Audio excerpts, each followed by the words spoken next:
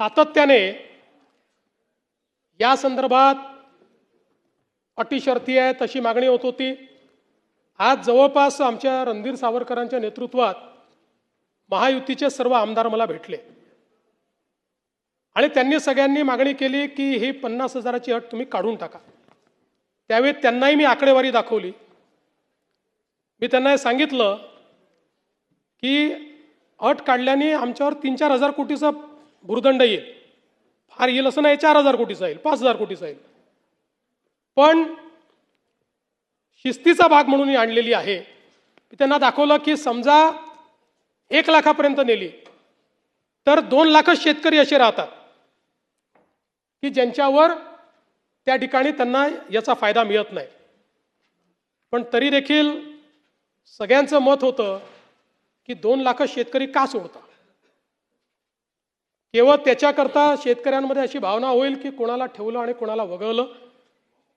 त्यामुळे मी आर्थिक शिस्त सांगत होतो आणि ते लोक मला हे सांगत होते की आपण व्यापक विचार केला पाहिजे आणि शेवटी लोकशाही आहे, त्यामुळे लोकशाहीमध्ये त्यांचा व्यापक विचार मी मान्य केला।